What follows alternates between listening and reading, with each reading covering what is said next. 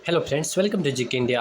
आज की इस वीडियो में बताने वाला हूँ राजस्व कर्मचारी की नियमावली के बारे में। अर्थात यहाँ पे राजस्व कर्मचारी के कार्य क्या होते हैं, राजस्व कर्मचारियों का वेतन भत्ता क्या होता है, उनका प्रमोशन कब होता है, उनका संवर्ग क्या होता है, सेवा अवधि क्या होता है, परिवीक्षा अवधि क्या होता है, उम्र सीमा क्या तय किया जाता है। अर्थात यहाँ पे राजस्व कर्मचारियों का जॉब प्रोफाइल क्या होता है, उन सभी बातों के बारे में बताएंगे इस वीडियो में। लेकिन उससे पहले अगर आप चैनल पर नए हैं तो प्लीज़ चैनल को सब्सक्राइब कीजिए, बेल आइकन ऑन कर दीजिए ताकि आपको हमारे सारे वीडियो का नोटिफिकेशन सबसे पहले मिले। तो चलिए शुरू करते हैं। अब सबसे पहले देखिए, मैंने यहाँ पे राजस्व कर्मचारियों की नियमावली को मैंने डाउनलोड कर लिया है। यह राजस्व एवं भूमि सुधार विभाग के अंतर्गत आता है, इसलिए यहाँ पे राजस्व एवं भूमि सुधार विभाग दिया गया है। यह नियमावली बेसिकली 15 जनवरी 2010 का है और इसके गठन से संबंधित जो नियम दिया गया उसके बारे में है। बेसिकली यहाँ पे मैं बहुत कम पढ़ के बताऊंगा, जो मेन पॉइंट होगा उसको समझा दूंगा। अब यहाँ पे देखिए, इसका गठन किसके तहत किया गया है, तो बिहार के राज्यपाल बिहार राजस्व सेवा का गठन और उसकी भर्ती की प्रक्रिया तथा अन्य सेवा शर्तों का विनियमित करने के लिए निम्नलिखित नियमावली बना, अर्थात यहाँ पे नियम जो बिहार के राज्यपाल के माध्यम से यहाँ पे जो नियमावली बनाया गया उसकी यहाँ पे डिटेल्स दिया गया है। अब सबसे पहले देख लीजिए, यहाँ पे संक्षिप्त नाम विस्तार एवं प्रारंभ के बारे में यहाँ पे बात कहा जा रहा है। यह पहले नियमावली किसके अंतर्गत आता है, तो यह बिहार राजस्व सेवा नियमावली 2010 कही जाती है। इसका विस्तार कहाँ कहाँ होता है, तो विस्तार संपूर्ण बिहार राज्य में होता है और यह सरकारी राज्य पत्र में, अर्थात यह सरकारी जॉब, इसके बारे में यहाँ पे कहा जा रहा है। अब यहाँ पे आता है परिभाषा, अर्थात यहाँ पे देखिए आगे यहाँ पे जैसे विभाग शब्द आएगा तो यहाँ पे विभाग का मतलब क्या समझेंगे आप, तो इसका सिंपल भाषा में समझे तो यहाँ पे विभाग जब कहा जाएगा तो यहाँ पे राजस्व एवं भूमि सुधार विभाग समझेंगे। इसी तरह अगर सरकार कहा जाए तो यहाँ पे बिहार राज्य सरकार समझेंगे। फिर इसी तरह यहाँ पे राज्यपाल कहा जाए तो यहाँ पे बिहार राज्यपाल समझेंगे, ठीक है। इसी तरह यहाँ पे अदर भी डिटेल्स सब कुछ यहाँ पे दिया गया है। अगर सेवा शर्तों के बारे में यहाँ पे सेवा से अभिप्रेत कहा जाए तो यहाँ पे सेवा का मतलब सिंपल कहे तो यहाँ पे सीधे समझिएगा बिहार राजस्व सेवा यहाँ पे कहा जा रहा है, ठीक है। तो इन सभी की बातें के यहाँ पे मेन पॉइंट नहीं है, इसलिए मैं यहाँ पे नहीं बता रहा हूँ। उसके बाद यहाँ पे देखिए एक वित्तीय वर्ष आता है। तभी जानते हैं कि भारत में वित्तीय वर्ष कब से कब चलता है, तो जैसे भारत का वित्तीय वर्ष है वैसा ही बिहार का वित्तीय वर्ष है। तो यहाँ पे वित्तीय वर्ष 1 अप्रैल से 31 मार्च तक चलता है, तो उसी के बारे में यहाँ पे दिया गया है। अब हम आएंगे नेक्स्ट पॉइंट के बारे में। तो यहाँ पे देखिए, यहाँ पे रिक्तियों से संबंधित कहा गया है कि नए पदों का सृजन, सेवानिवृत्ति, अर्थात यहाँ पे जो रिटायर होंगे, किसी के मृत्यु हो गया पद पर रहते हुए, या किसी को विभागीय कार्रवाई के तहत यहाँ पे हटाया गया, उन सभी से संबंधित रिक्तियों अर्थात वर्ष के अंदर रिक्तियों से अभिप्रेत है, ठीक है।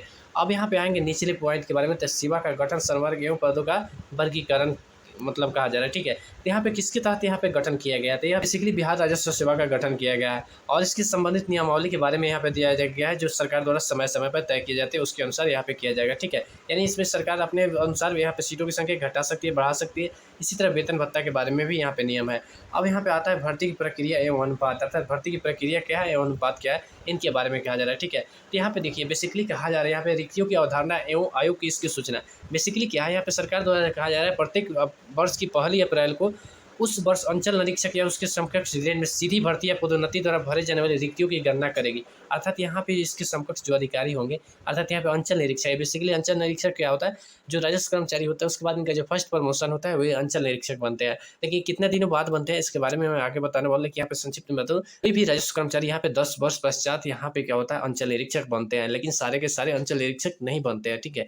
तो उसी के बारे में यहाँ पे कहा था। यहाँ पे कहा जा रहा है कि प्रत्येक मतलब रिक्तियों की गणना, अर्थात खाली सीटों की संख्या 1 अप्रैल से गिनती की जाएगी और 30 अप्रैल तक यहाँ ये आयोग को भेजी जाएगी। भले है कि यहाँ पे नियम जो बना है वो नियम का पालन नहीं होता, अर्थात यहाँ पे जो बहाली की प्रक्रिया होती है वो 10-10 वर्ष लग जाती है, 10-10 वर्ष आती है। उसके बाद यहाँ पे आता है आरक्षण के बारे में कहा जा रहा है। आरक्षण इसमें मतलब इसकी नियुक्ति में आरक्षण का क्या प्रावधान है, तो यहाँ पे आरक्षण के बेसिकली कहा गया सरकार द्वारा जो समय समय पर आरक्षण निर्धारित की जाती है उसी के तहत बहाली हो गई। अर्थात देखिए कई बार सरकार होता है कि किसी के आरक्षण बढ़ा देता है, किसी के घटा देता है, ठीक है। तो यहाँ पे जो घटता बढ़ता है उसी के अनुसार यहाँ पे आरक्षण का लाभ दिया जाएगा।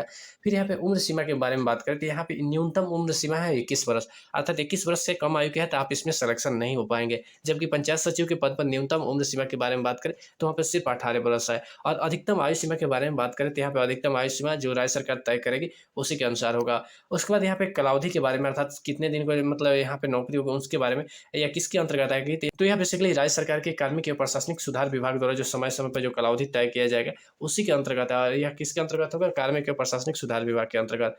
अब यहाँ पे आता है अंचल निरीक्षक एवं समकक्ष ग्रेड में नियुक्ति। यहाँ पे अंचल निरीक्षक कौन होता है, जिसे सर्किल इंस्पेक्टर कहा जाता है। तो इसकी नियुक्ति कैसे होगी, तो इसके बारे में बेसिकली कहा जा रहा है यहाँ पे अंचल निरीक्षक जो बनते हैं, यहाँ पे राजस्व कर्मचारी बाद में यहाँ पे प्रमोशन के बाद यहाँ पे अंचल निरीक्षक बनते हैं, लेकिन कौन, जो बेस्ट परफॉर्मेंस करते हैं। हाँ, इसमें भ्रष्टाचार भी होता है, इसके बारे में मैं यहाँ पे नहीं कुछ कहूँगा, लेकिन यहाँ पे अंचल निरीक्षक जो आगे प्रमोशन होता है उनके बारे में जान लीजिए। तो यहाँ पे देखिए अंचल निरीक्षक जो बनते हैं अर्थात सर्किल इंस्पेक्टर, उसमें से 75% सीट यहाँ पे डायरेक्ट एग्जाम द्वारा भरी जाती है, या बेसिकली बीपीएससी स्तर का होता है, या कई कई बार तो बिहार एसएससी का जो सीजीएल स्तर का होता है उसमें भी आता है, ठीक है।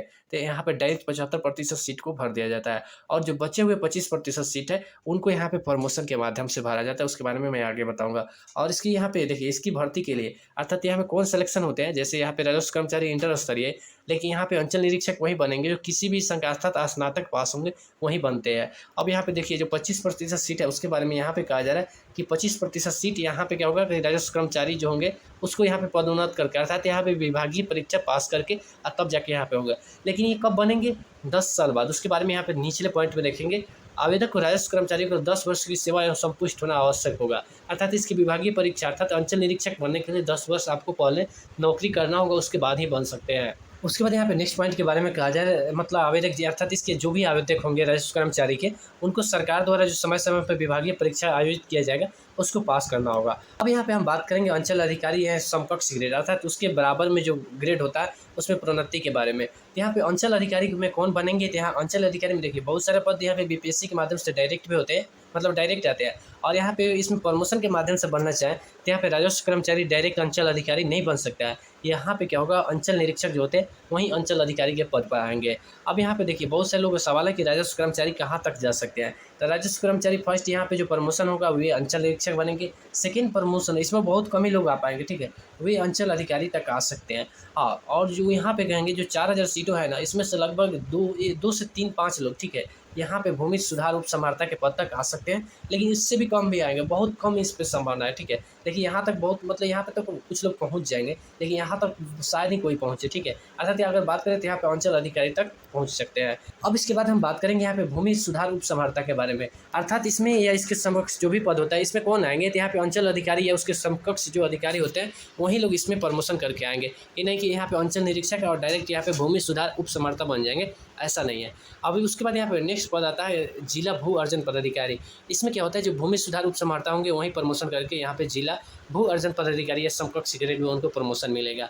अब आता है अपर समर्था, ठीक है। तो यहाँ पे जिला भू अर्जन पदाधिकारी बेसिकली आईएएस रैंक का हो जाता है, ठीक है। यहाँ पे कुछ लोग प्रमोशन से भी बनते हैं जो बीपीएससी के माध्यम से होते हैं, उनको आगे प्रमोशन करके बनाया जाता है।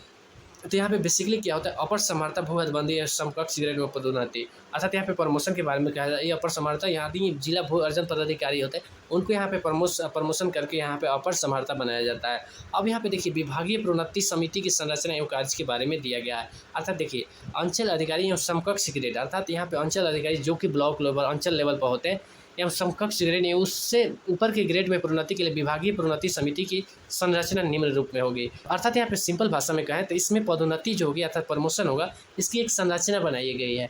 इसमें कौन से होंगे? यहाँ पे राजस्व परिषद के सदस्य होंगे जो अध्यक्ष होंगे, ठीक है।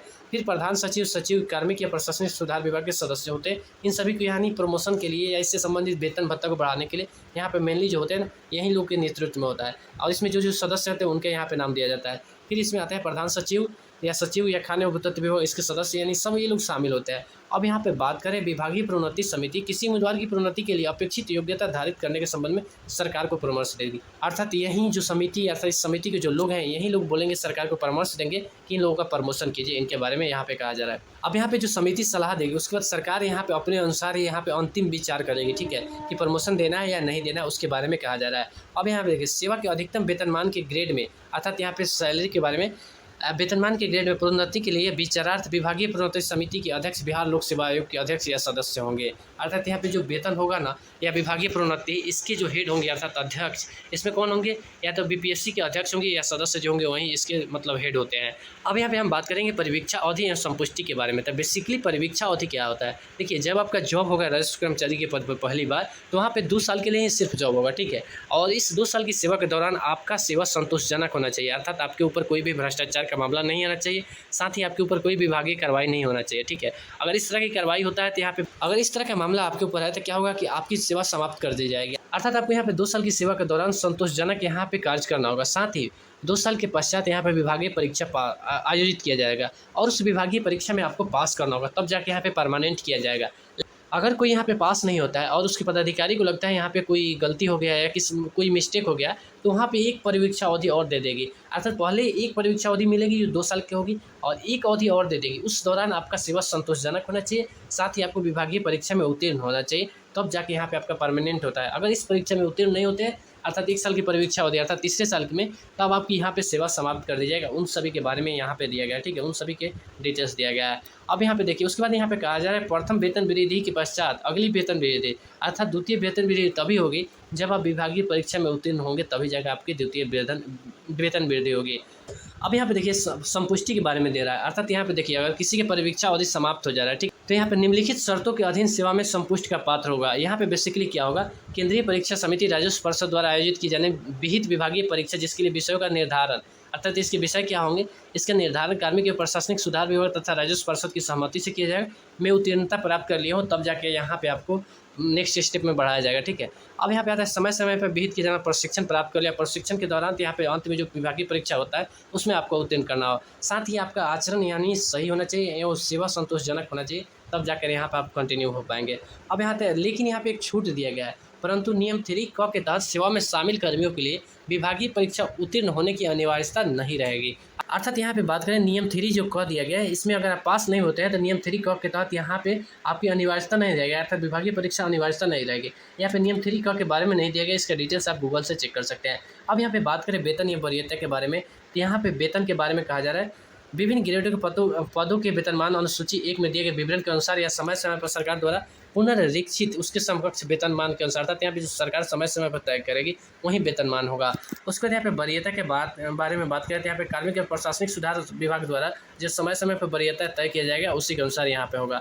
अब यहाँ पे बात करेंगे प्रक्रिया, अर्थात यहाँ पे स्थापना संबंधी कार्यों का नियंत्रण, अर्थात इसमें जो नियुक्ति होगी या किसी का प्रमोशन हो गया या ट्रांसफर हो गया, सेवा संपुष्टि या वरीयता सूची का स्थानांतरण, अर्थात इससे संबंधित जो भी नियुक्ति के कार्य होंगे यह प्राधिकार के नियंत्रणाधीन होगा, अर्थात यहाँ पे जो इसके प्राधिकार है नियुक्ति प्राधिकार उसके नियंत्रण में होगा। उसके बाद में आता है यहाँ पे विनियम बनाने की शक्ति, अर्थात यहाँ पे आवश्यकता अनुसार विनियमन बना सकता है आयोग। उसके बाद में आता है निरसन एवं व्यावृत्ति के बारे में, अर्थात यह बेसिकली नियमावली के बारे में दिया गया, जिसके बारे में यहाँ पे देख सकते हैं प्रधान सचिव का हस्ताक्षर 15 जनवरी 2010 का है। अब यहाँ पे देखिए इससे संबंधित कुछ डिटेल्स दिया गया है, ठीक है। यहाँ पे हम बात करेंगे बिहार राजस्व सेवा में स्वीकृत पद बलों की संख्या, अर्थात सीटों की संख्या कितनी है और वेतनमान कितना है, इनके बारे में यहाँ पे देखिए। सिंपल भाषा में यहाँ पे समझे तो अंचल निरीक्षक एवं समकक्ष ग्रेड, अर्थात यहाँ पे जो अंचल निरीक्षक का पद होता है या उसकी बराबरी के पोस्ट कौन कौन सा होता है उसके बारे में यहाँ पे दिया गया है। जैसे देखिए यहाँ पे अंचल निरीक्षक से समकक्ष, अर्थात यहाँ पे सर्किल इंस्पेक्टर के समकक्ष जो पद होते हैं उनके बारे में कहा जाए। यहाँ पे अंचल निरीक्षक सह कानून सहायक चकबंदी पदाधिकारी लीव एवं प्रशिक्षण, अर्थात इसके समकक्ष जो है उनके बारे में दिया गया है। इसी तरह यहाँ अंचल अधिकारी होते हैं जो अंचल लेवल पर होते हैं, अंचल के हेड होते हैं, उनके समकक्ष कौन कौन से पदाधिकारी होते हैं उनके बारे में यहाँ पे दिया गया है, ठीक है। अब बात करेंगे यहाँ पे भूमि सुधार उपसमाहर्ता के, इसके समकक्ष कौन कौन सा पोस्ट है उन सभी के बारे में यहाँ पे दिया गया है। फिर आते हैं यहाँ पे जिला भू अर्जन पदाधिकारी, अर्थात ये जिला स्तर पद हो जाए जिसमें IAS रैंक के ज़्यादातर अधिकारी होते हैं, तो यहाँ पे देख लीजिए इसमें भी वेतनमान दिया गया है, ठीक है। पदों की संख्या यहाँ पे दिया गया है। अब बेसिकली जितने ज़्यादा बड़ा पोस्ट होगा ना उतने ज़्यादा सीटों की संख्या घटती जाएगी, ठीक है, क्योंकि वहाँ पे अधिकारी कम होते हैं और यहाँ पे कर्मचारी ज़्यादा होते हैं। उसके बाद आता है अपर उपसमाहर्ता, अर्थात ये सबसे बड़ा हो जाता है, तो इसके समकक्ष जितने पोस्ट हैं इन सभी के बारे में। वेतनमान के बारे में मैं अगले वीडियो में बहुत अच्छा तरीके से समझाने वाला हूँ, इसलिए यहाँ पे वेतन के बारे में डिटेल्स नहीं बता रहा हूँ, ठीक। तो ये रहा बिहार राजस्व कर्मचारी की नियमावली से संबंधित महत्वपूर्ण पॉइंट के बारे में। आशा करता हूँ वीडियो पसंद है, अगर इस वीडियो के लिए प्लीज़ चैनल को सब्सक्राइब कीजिए, लाइक कीजिए और शेयर करना बिल्कुल ना भूलिए। तब तक मिलते हैं फिर किसी ऐसे नए इंटरेस्टिंग और धमाकेदार वीडियो के साथ। जय हिंद।